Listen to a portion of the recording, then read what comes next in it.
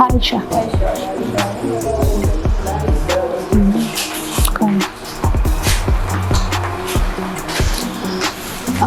So going natulaba ali ku Nyondo Media nkwaniriza era nga nkulamusizaako tuze kwano ku Speed Express Tours and Travel era nga njagala bajukiza nti ebiseera ebisinga bwezibanga nsonga zikwatagana ku ntambula ndeba no mu UAE ya abantu ababeera n'amawulire amatuufu agakwata ku UAE gamba ng'ebyentambula ebeera Speed Express Tours and Travel. So waliwo changes ez'enjawulo omuntu okubanga ojja wano mu UAE waliwo changes ez'enjawulo ze baataddewo naye ate abantu bangi beebuuza ki ekigenda mu maaso.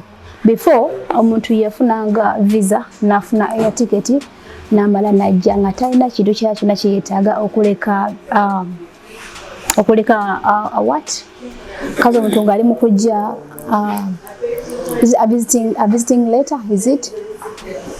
A visiting letter omuntu no. Eno letter never kusaba letter omuntu abeera ku inviting ze.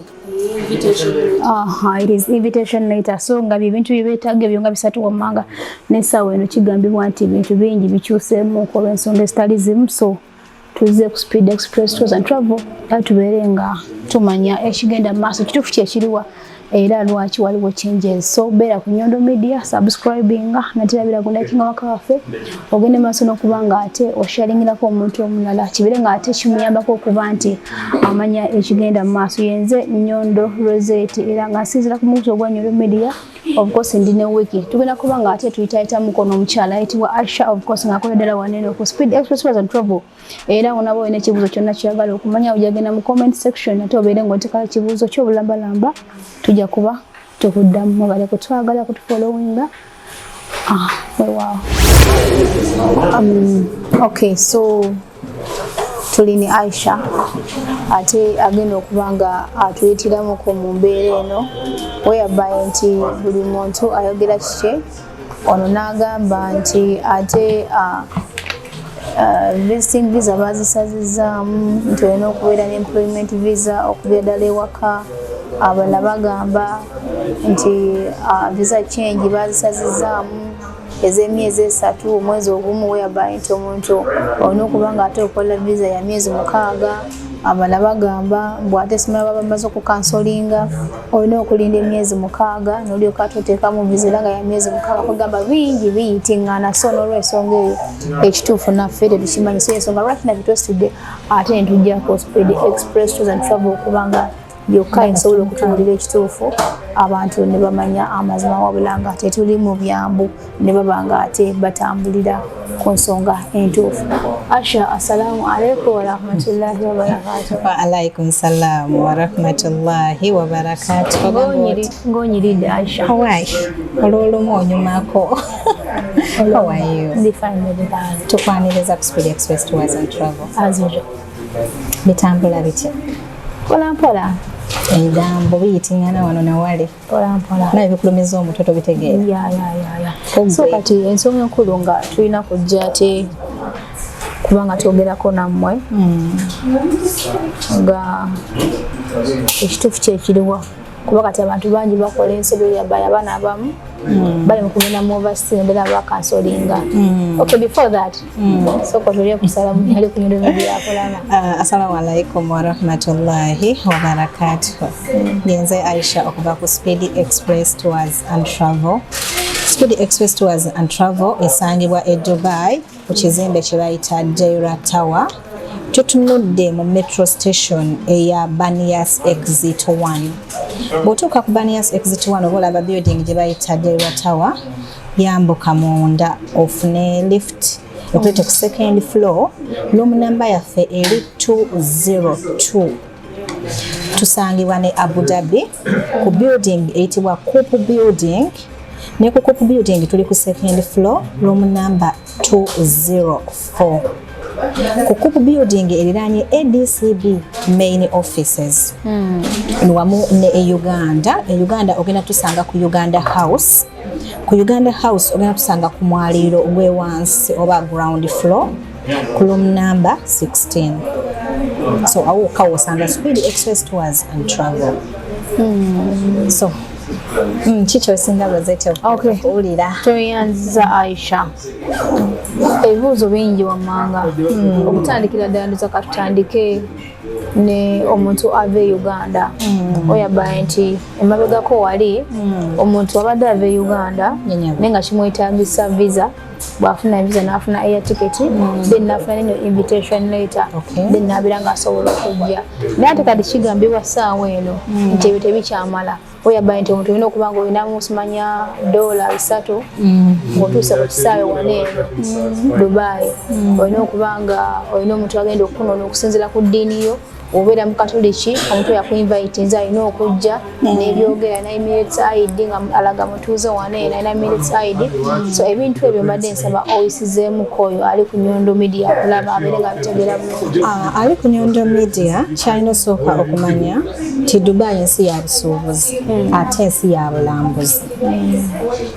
Kitegeeza anyone asobola okubeera ku makya n'atuukiriza Dubai ng'ensi byesaba. Onyonyolewo yawa kulaba. Najja okulambula. Dubai tajja kulaba nti omuntu ajja okulambula ayina okubanga ayinayo Rozet amumanyi, ayina okubanga ayinayo Aisha amuwadde invitation, because nsi ya bulambuzi. Bw'oba ovudde Uganda ng'ojja okulambula mu Dubai, ani agenda okukeera ku makya asooka akutuuza akugambe nti you have to do this, you have to do this. Obanga omusuubuzi, kati omusuubuzi anoonye emmaali ye, ani agenda omutuuza amugambe nti Rozet yakuyisa. Because n'omusuubuzi asobola okukola 1 month visa n'ajja. But essaka zino ekiriwo oba ekigenda maaso right now, gwe wenna asuubira okukola enteekateeka ejja e Dubai, olina okugula 2-way ticket, olina okugula tickets 2. Nojja kisinza na nnyonyi kikutambulidde. Etteeka eryafulumye lyabadde lya Fly Dubai. Tetunnafunako mawulire gatambula nga mmwe gatambuza agagamba nti Abannayuganda n'Abanigeria baatubaaninze. Kuba ge mawulire go bwe gafulumiza Abannayuganda bagafulumiza. Ekituufu kiri nti tetunnabeerako nga batubaaninze. Kuba singa batubaaninga singa tebatuwa visa. Right now visa zigendera ddala maaso. Bw'oteekayo visa yo efuluma neera ejja. Singa migration babeera batubaniza migration singa tezikituwa nyandibedde nga tifulumya visa. So omwana yenna ayagala okutambula okujja e Dubai nga tonnawulira mawulire gatambula wano na wali. Speedy Express eyina offices bisatu. Tuli Abu Dhabi, tuli e Dubai wamu ne Uganda. Genda ku Uganda House otuule obeebuuzeeko nti njagala genda Dubai, but what can I do? Biki ebyetaagisibwa? Kuba ye agent alisaawo kiki ate yajja kugamba ekyo ye kyawulira omutima gwe kikusanyukira, but ffe tugenda kugamba okusinziira ku migration kiki erinawo. Ba big supplier abatuwa singa batugambye nti kino tekiriiwo oba visa tezikyakolebwa, but visa zigendera ddala mu maaso. Neera wenna alina enteekateeka etambula, gula visa yo, ogule air ticket yo, tuwe ekuleeta ng'ekuzza nayo, okolagane n'ennyonyi ki ennyonyi gy'ogenda otambula nayo. Bw'eba Fly Dubai ojja kumanyayo Fly Dubai yeetaagisa ki. Neera bw'onanga nti Aisha muliza ticket ku Fly Dubai, nja kugamba nti ku Fly Dubai beetaaga kino na kino na kino. bw'oba olabanga oli Uganda genda ku Uganda House kizimbe kiri mu Kampala tuula mu office weebuuze b'osangayo bagambe for example Anet kino na kino na kino na kino kiyimiridde kitya netegeka genda Dubai. Yes, nga bw'omwetegekanga ogenda mu America because twetaganga kusooka kumanya kyekimu n'essaawa zino bw'ojja Dubai sooka otuule omanye Rozet nandiyagala traveling ogenda Dubai naye kiki ekyetaagisa. A lot of agents are here tebakola, they are not working. Kyebasobola kwe kutambuza amawulire.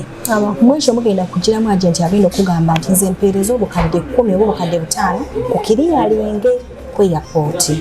Kyekimu kyogambye nti babagamba nti okusinziira ku ddiini yo simanya kukyaziza aleete Emirates yo okusinziira ku ddiini yo biki.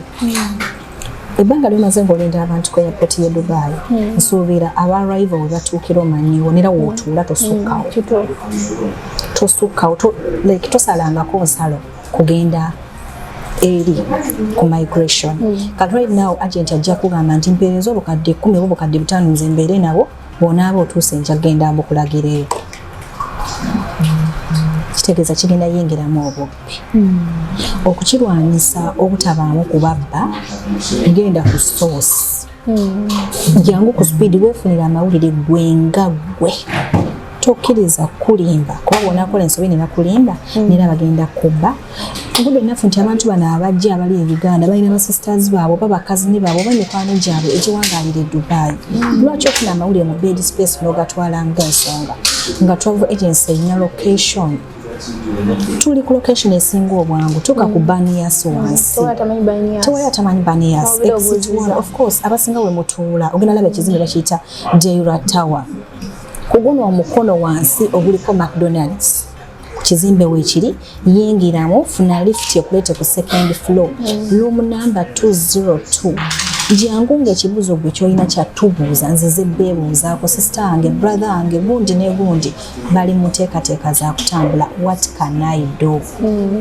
Kyekimu n'omwana akola visa change abali wano ekibalina n'ebibuuzo bya visa change olina bingi awo nga tuvuddewo kati kansuubire nti oyina alaba ategedde bulungi n'abasigadde bulungi kakonkona nga tategedde okusomulagidde bulungi nnyo asobola okujja ku speed o either kubanga ateeka ka comment wansi awo nabeera nga atadde bwa bulungi nnyo. Then tugeze ku kintu ekirala ekya visa change. Kigambibwa nti visa change kati ekyaliwo emyezi 3 n'ey'omwezi ogumu mpulira mbogenda ku myezi 6 nti onajja ku myezi 6 kubeera ng'okola visa change. Awo ekitwalira n'ewano omuntu amaze okukansolinga nti oli wabeera nga amaze okukansolinga tutakkirizibwa kukola visa change paka emyezi 6 nga giyiseeko nalyoka ate tuteekamu visa change ya myezi 6. Kyogenda kukinnyonnyola otya? Omwana ali ku visa ngegenda kugwako visa change zigendera ddala mu maaso neera zikyali za myezi emeka na mwezi gumu. Tebannaleetako visa ya myezi 6 nti yatongozeddwa olwaleero nti etandise okukola. Bwe twogerera olwaleero visa ezibaddewo ze ziriwo neera zigendera ddala mu maaso. Tobeera mu katanda gy'oli oba mu accommodation gy'oli oba ewantu yonna gy'oli ng'ogamba nti nze ekituufu kiri nti sigenda kukola visa sigenda kugenda ku speed kukola visa kuba visa ya myezi 6 like bampadde grace period. Gwe bakansolinze sooka osome cancellation yo yakuwadde grace period ya kumeka because cancellation zo zinako grace period. Bw'ogisomako bw'ona agisoma nga iyo yazenga ya myezi 6 gifollowing but bw'ona agisoma nejja nga erinako ennaku 28 abaana bano abali ku cancellation bayingidde nnyo overstall okuba tebasomye cancellation zino. Bwe bakansolinga ebigambo ebiri kuwa grace period biri biwandiikiddwa mu red biri mu lulimi luzungu n'oluwalabu aside neera bigamba nti ng'ennaku z'omwezi bwe ziti fuluma ensi bw'oba tofulumya ensi genda okola visa bakuteerako ne date n'omwezi. Kitegeeza gwe wenna akansolinze olwaleero agenda okansolinga enkya agenda okansolinga omwaka nga tonatandika kuwulira mawulire nti simanyi bampadde emyezi 6 simanyi bangambye ngenda kukola visa oluvannyuma lwa myezi 6 cancellation gy'olinamu ngalo esoma ki.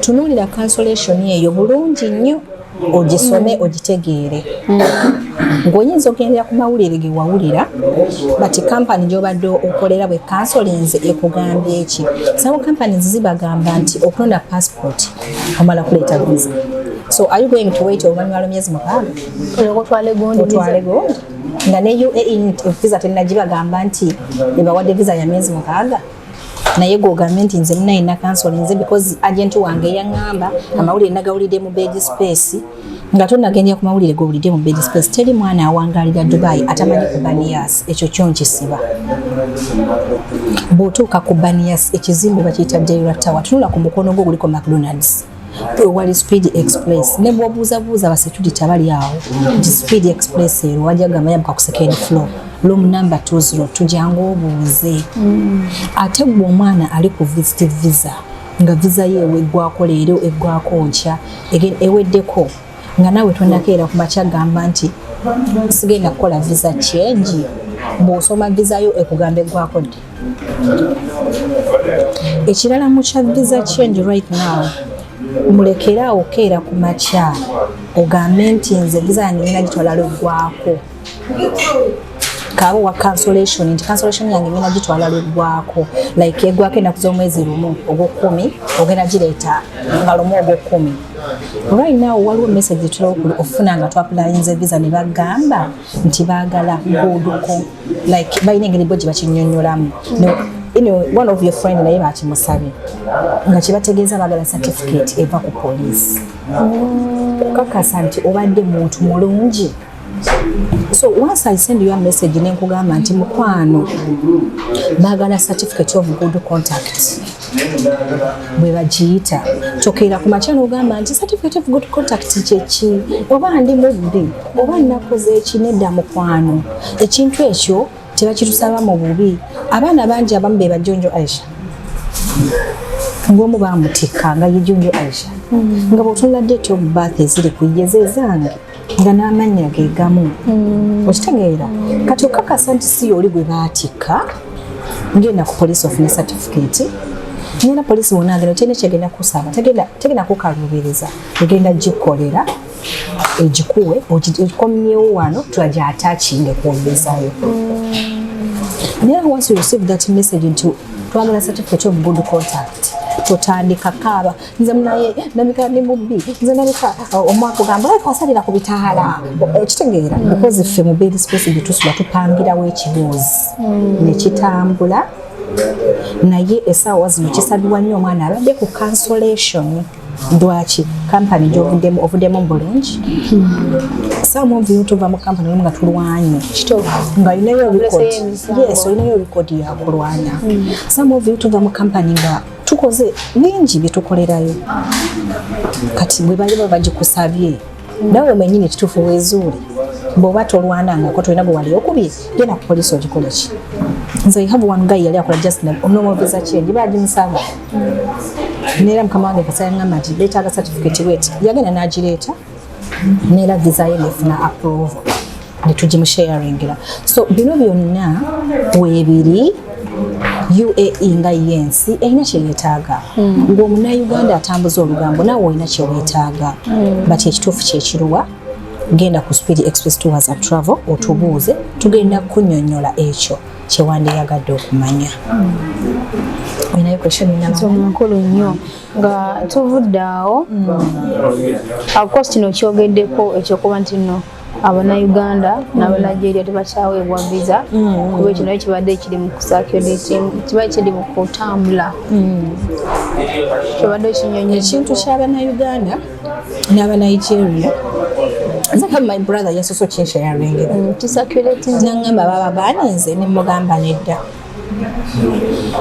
babaana Abannayuganda tulekera otambuza amawulire just because tetulina bituyisaawo zino travel agency kyaziteesaawo kubanga tuzituukirako twandibedde tetugenda kuba ffenna tujja kweyiwa ku migration ffenna tuyiika eyo tuli wano twagala visa tuli wano twagala kumanya mawulire gano ne migration nga nayo yeesalamu omuti gwavaako amatabi okitegeera nti travel agency esobola tuyamba mu zino ensonga n'emu zino kitegeeza ne migration bwe beeyina enkyukakyuka yonna gyerinamu naye erina gyezisoosa eyo gyeziva ne zijja naffe nezitutuukako ate ffe ne tuzibawa yes ffe tulinavaayo bagamba nti bannange kiyimiridde bwe kiti lwaki gwe agent just aleeta obulesa omwana otandika okyogera waliwo omwana awuliza ekibuuzo ku makya kyekimu kitwasose okwogera mbu bamugambye agenti we yamugambye akwate sente azimuweereze byasange nga byonna biri kiriyandiko airport ayitewo buyesi nkwegayirije muganda wange etteeka lya UAE bwe liba limaze okufuluma liba lifulumye bwe liba terinafuluma neera liba terinafuluma kituufu kati nkusaba nga tonnayogera byoyogedde tonnagamba kino nakiri visa change tezikolebwa ekituufu weebuuze Speed Express Tours and Travel wama visa change mukyazikola we have our Facebook page nera etibwa Speed Express Tours and Travel tulina office e Uganda ku Uganda House Abu Dhabi ku Kupu Building tulina main branch ya ADCB wano mu Dubai tuli wano ku Jaira Tower location zaffe nnyangu buli muntu zimwanguyiro tuukayo bw'onaabanga Aisha wali ajja kuddamu bw'anaaba Aisha taliwo nera abalala bajja kubaawo ati jangu otwebuuzeeko okusinga okufollowinga amawulire agali made space from day one nze nvumirira nnyo amawulire ge muwuliriza eyo kuba gabatomezezza mujje mutwebuuzeeko tugenda bannyonnyola kye mwagala kyonna okumanya Nyondo webale kulumirirwa bannayuganda because ovaayo nogakangeneza ku Speed nfuna amawulire gano nsobola okubanga of course era tugamba nti ffe nga Nyondo Media tuli wamu nammwe tunywerera wamu nammwe buli kimu kikolera wamu nammwe so n'olw'ensonga eyo naffe tuli basanyufu nnyo nti buli tujja aho eva mubeera ku mirimu neera mwemwayo okubanga mweze bannayuganda kuba sobola tukolinagamba nti ndi bize nkyamaliza kino naye tewali nakuba tuze wano kubanga tetusakawo ku mawulire amatuufu bannayuganda okubanga bamanya ne mutwekkaanya yo naye ensonga nkulu tetusobola kwekkaanya because oli munnayuganda nekyaleera nga ashonya kwebazaamu olw'ensuso nti buli client yena gwe nkuwa wallahi yamungu aba yali satisfied nga neyanziza beebale kusiima bambi si buli muntu nti afaayo n'akola ku muntu anyway nze sifa ani amumpeereza as long as yeetaaga service so for Speed Express Tours and Travel tuliwo okuweereza abantu batuusaako ekyo kye balina kufuna oyagala visa oyagala air ticket oyagala kugulawo account mu Equity oyagala kulambuzako mu desert oyagala kugendako wa buli wowulira oyagala ogenda tulinayo campfire very soon just be ready okubanga ogenda mu campfire ennaku z'omwezi 2 December be ready for the campfire tugenda kunyumirwa we're gonna have fun and don't can't miss. Wait really so kansubide nti mutegedde bulungi nnyo bwebanga olina mwaka kunkuna konna kukosi nonyako aba Speed Express Tours and Travel Aisha akunyonnyoddewo abo basangibwa natera n'okubeera ng'osobogera mu comment section n'obeera ng'otekayo ekibuuzo kyo n'obeera ng'ate oddebwamu bulungi nnyo Aisha basobola okukubira ku namba zaffe ez'essimu ku 0544 9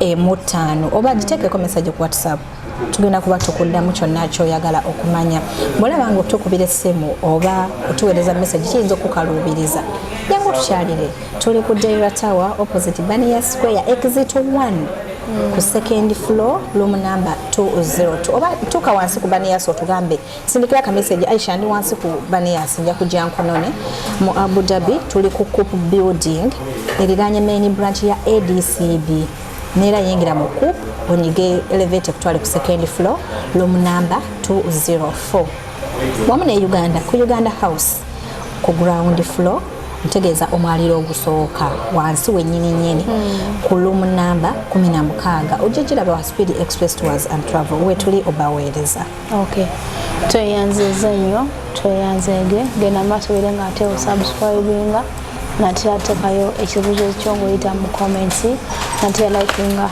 ate video eno tokoma okugisharingirako n'omuntu omulala kubanga abantu bonna bawangalira na mu UAE mbozi n'abali wabweru wa UAE nenga batazo kubanga ate batambula nga bajja waneno abere naye nga amanya ekituufu amanya Nyondo Rozet nga bulijjo era nga wiki yali ku kamera atakumira mpeera abatukumire natera tusisinkane ononde Speed Express Tours and Travel etegeeza guwene yeetaga visa, air ticket, hotel booking, tours, desert safari, airport picking oba oyagala kwefunira account mu Equity Bank. Mwana wa taata teweekooya tukyaleko ku yafesi zaffe zino wammanga e Dubai ku Deira Tower ku mwaliriro gw'ekubiri office number 202 mu maaso ga Bania Square oba mu Abu Dhabi ku Electra Street ku building ku mwaliriro gw'ekubiri office number 204 okulirana ADCB Bank Headquarters. Ate Uganda tusangibwa ku Uganda House ku ground floor shop number 16 okulirana Dahabshire ku Kampala Road. Speed Express Tours and Travel, dream, explore and discover.